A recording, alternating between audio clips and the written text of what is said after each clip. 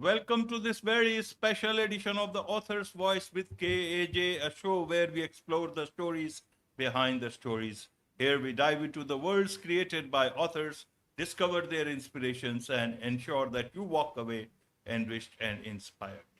And today we have with us author Michael Wendroff, been a global marketing consultant, and now he has written this book, What Goes Around, a debut thriller published by Bloomsbury in the USA and the UK in audio, ebook, and hardcover. And also audio foreign rights were sold in Italian, Japanese, and Hungarian, and more. We learn from Michael himself. So welcome. Let's talk about the book and learn from Michael himself. Well, let's dive into the story behind the story. Welcome to the show, Michael. Thank you. Happy to be here. You're welcome. Welcome to the show once again, Michael. This time on the author's voice with KJ. So we'll be talking about your book much more in detail. So firstly, before we come to the book itself, let's talk a bit about your journey. I talked about you being a global marketing consultant. So how did this turn happen? Means from a global marketing consultant to becoming a author debut book for you, this one.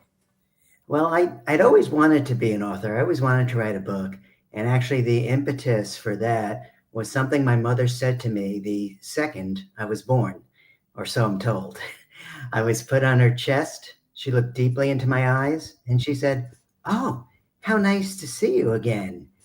And it was that again part that always intrigued me. And I always wanted to do something with that. But, life and a business career got in the way. I was doing marketing for large corporations and then had my own consulting firm globally. But then the pandemic hit, and as happened with a lot of authors that started their books then, there was nothing else for me to do. In my town, I wasn't even allowed to go on the beach. So I had no more excuses not to do what I'd wanted to do my entire life. And that's when I wrote my book. That's when you wrote the book. And here is the book again for the audience. What goes around? So why this book? What is it that you wrote in this book? And especially let's start with the title and the cover page. Means it looks very intriguing to me. Help us understand from all those perspectives, Michael. Well, yes, the title "What Goes Around" plays off of the expression, famously, "What goes around comes around," and the artwork is kind of circular as well. And it is a thriller. I grew up reading thrillers, and I'd worked in a literary agency that had a lot of thriller and mystery writers. So I kind of know what I liked and what seemed to work in good selling thrillers. So I wanted to write a book that was topical because I wanted to be a little different. So what's going on in my thriller? It's about some mysterious shootings that are going on in a small town. Two detectives are assigned to it, one male, one female. They hate each other based on some things that happened in police academy, although that relationship does evolve. But the two are paired on a journey to find out what is going on, and they end up in the secret worlds of some terrible hate groups, incels, supremacists, boogaloo boys. And unfortunately, these are real groups that exist today. I had to do a lot of research on that. And the book goes through a lot of twists and turns, and finally that major twist at the end, which goes back to what my mother said, and it really does go back to what goes around comes around. Absolutely. So tell us a bit more. Who is this book for? What have you could have gone in any other direction. Even on the marketing side also, that book could have sold many, many times more. I want to understand why only in this particular direction, much more of a thriller. Well, I always liked thrillers. And in fact, my mother had remarried a literary agent, and a lot of his clients were thriller and mystery writers. And I got to know a lot of them. And in fact, I remember one time we were staying at Robert Ludlum's house. Robert Ludlum was the author of many bestsellers. A lot of people know him from the Bourne Identity movies with Matt Damon. And I remember one time I woke up early, went into his living room, and there he was sitting on a couch with a yellow legal pad and a Dixon Ticonderoga #2 pencil in hand. And that is how he wrote his 450-page novels by hand. Now, I admired Robert Ludlum's plotting and his prose. But thankfully, when it came time to write my book, I had a PC to do it. But I knew a lot of thriller writers, and that's why I wanted to write a thriller. And besides my stepfather having me around authors, my mother was also in the publishing world at one point, because she had been an editor at New York City publishing houses when she was younger. And in fact, I distinctly remember weekends seeing her cross-legged on the couch, manuscript pages strewn about her, red pencil in hand, marking up those manuscript pages. You think that would have prepared me for when I got my editor's editorial comments, but it wasn't in a red pencil anymore, a red pen, but those comments in the margins of the Word document were just as tough. But I should have known. That's what authors go through. Absolutely. So, how was your experience of writing this debut book of yours? Because see, you can be around so many authors. Your family can be into publishing, being an author themselves, or editor, or whatever it is. But at the end of the day, it is you who have to write. How did you do that for yourself? Was it a challenge, or was it you understood that okay, it should flow much more easily to you? Well, I love the writing process itself. That's my favorite thing. But there certainly were challenges because there's a lot of elements to my writing process. I mean, for me, the first step in doing it is to ideate, to think up the idea, to do what's the main plot going to be. And then, there are two kinds of writers. There are writers called pantsers who sit down at their PC and start writing by the seat of their pants without any outline, without any detailed plot. I can't do that. I admire them, but that's not me. I'm what they call a plotter. So I will plot out in detail what's going to happen in my story. What's that twist ending going to be? Where am I going to plant the red herrings along the way? What are the subplots? I need to know all of that. And, it's not like the plot can't evolve. I mean, sometimes the characters in my book will start to talk to me. And am I crazy? Maybe a little. But, I remember one time actually when my plot outline called for the character to be killed off. And I'd really grown to like this character.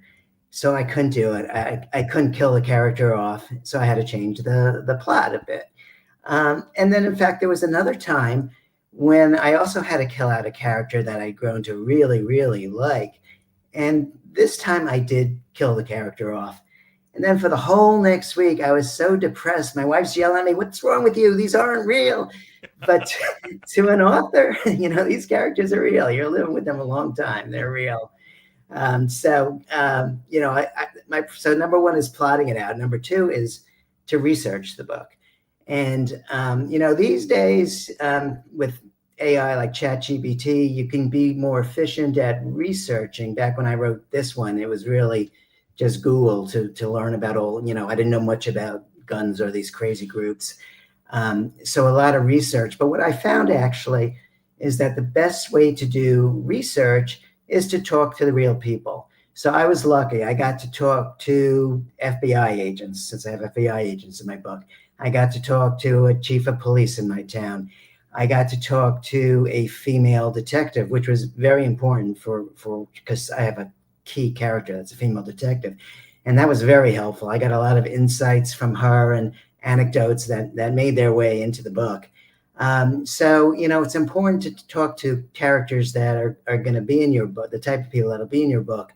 Now, I don't think I spoke to any serial killers, but who knows? And then the last part of my process after the research is to sit down and write. So I'll sit down, I'll wake up early. I'm fresh. I work best when I'm freshest in the morning. And I'll just, start scribbling out on my PC the storyline, not worrying about the words themselves or, is this good writing? Just get the story flowing.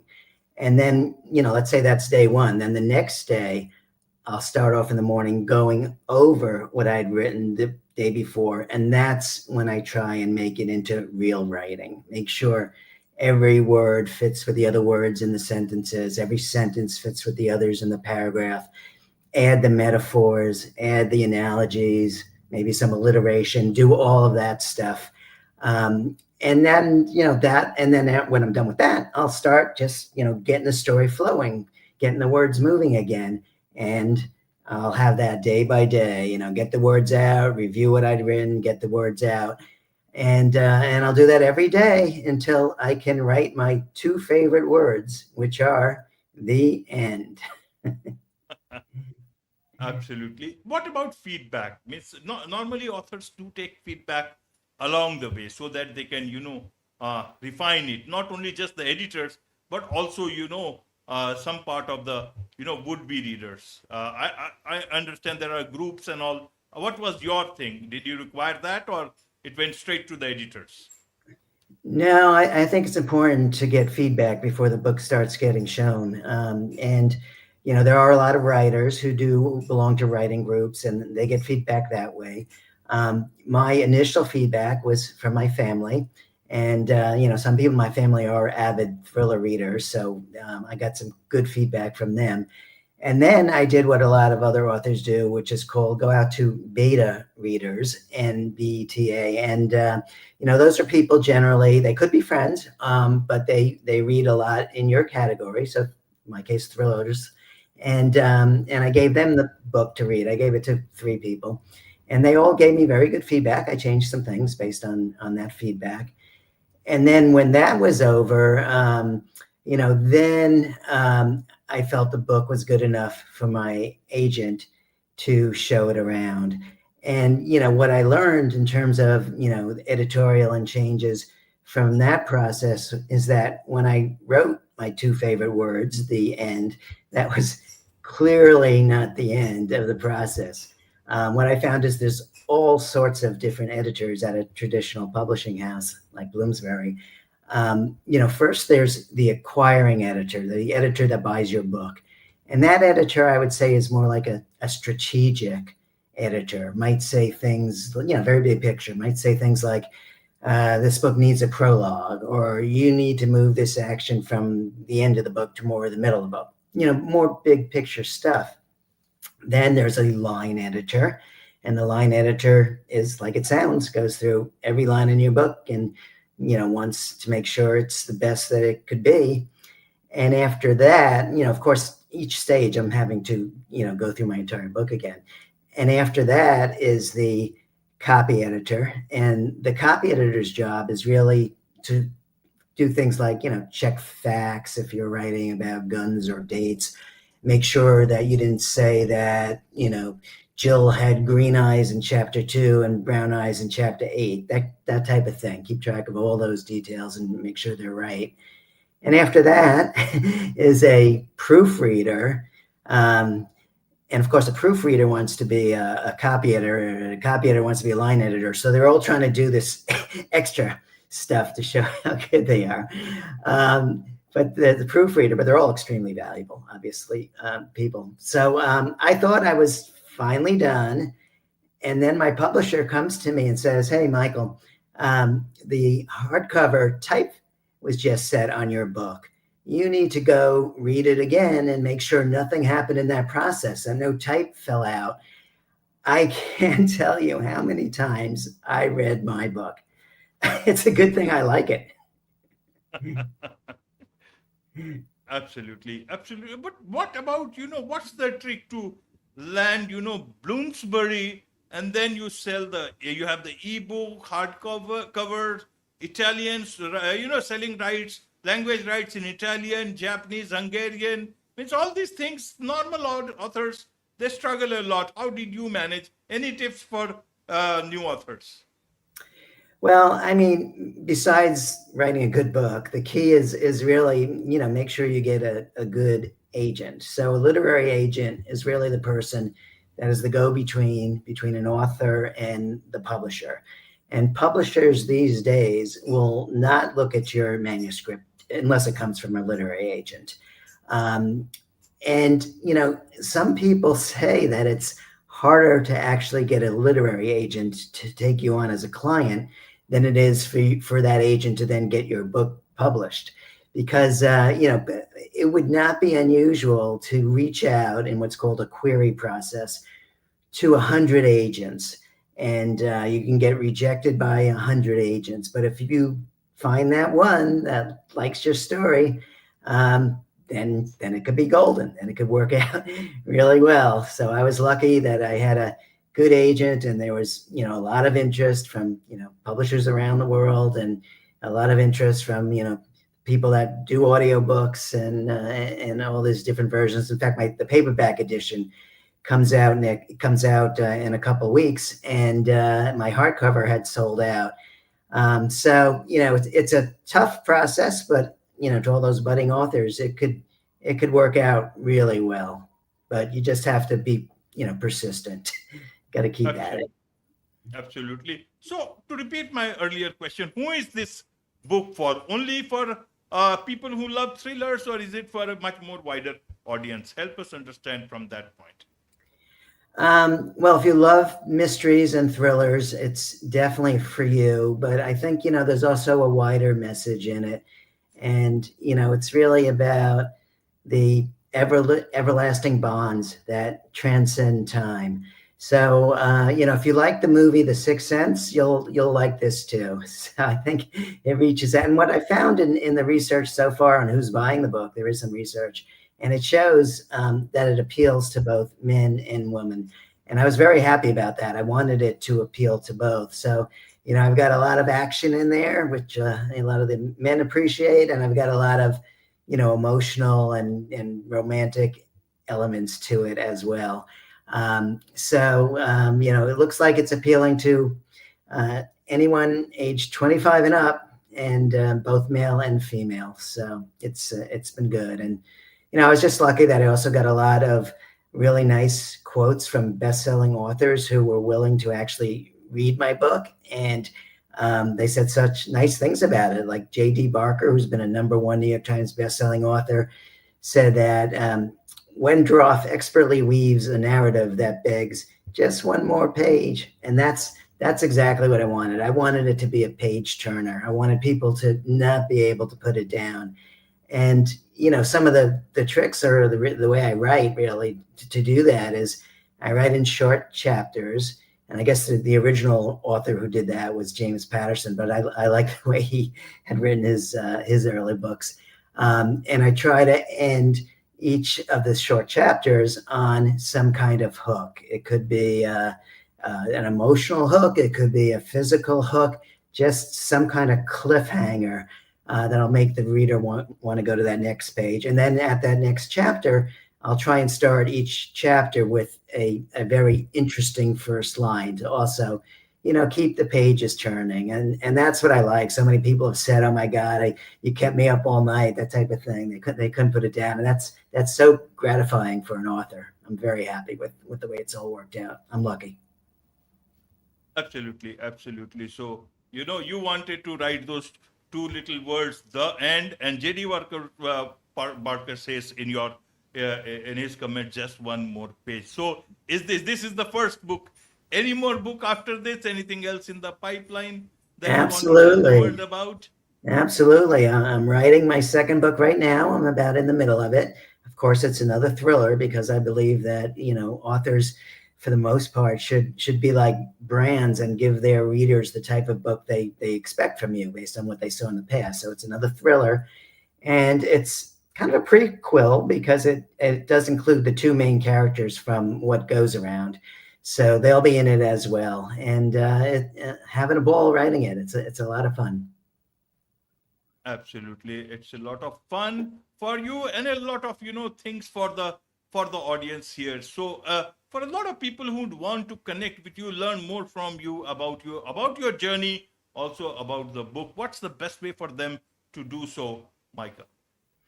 The best way to do so is really, you can go to my website, michaelwendroff.com. And on that website, I have an email page, and authors or would-be writers, or anyone, or people who read the book and have questions about it, can email me, and I respond to every email I get, and I've been getting a few, and it's fun to respond to them. And I found a lot of would-be authors have also been writing in and asking questions. And what I usually, my advice to them when they ask about what they should do is first, write in the genre that you enjoy reading. I think that helps a lot. Keep reading, go check out what's selling in your genre, and read all the time. And then I think what would-be authors have to do is really learn and practice the craft, because there is a craft to writing. You have to know, what perspective you're writing in, and there's actually a lot to it. And you can learn in a lot of ways. I mean, sure, as I mentioned before, there's writers groups you can get feedback from, but you can also go online, and there's different best-selling writers that have been on, like BBC Maestro is something where I listen to a 10-part series from Harlan Coben, and another one from James Patterson, and they talk about writing, and they don't always, they may not always agree. They may have different points of view, but I think that's good too. So everyone can find, what works for them. And there's also, a lot of conventions. Like I was at Thriller Fest in New York City, a thriller writers convention, and they also have a lot of classes and talks about the craft of writing. So would-be writers should definitely take advantage of these learning opportunities that are out there, and always be writing. And I guess I should say one last thing about becoming an author is that if you really want to become one, you have to start preparing yourself to do the marketing aspect too. So, make sure you've got your social media going, and start to become familiar with what you might have to do to market your book. As publishing these days, it's or being an author these days, it's as 50% writing and 50% marketing. Absolutely, absolutely. With this, it's a wrap on this very special edition of The Author's Voice with KAJ. Thank you so much indeed for joining us. Thank you. That was fun.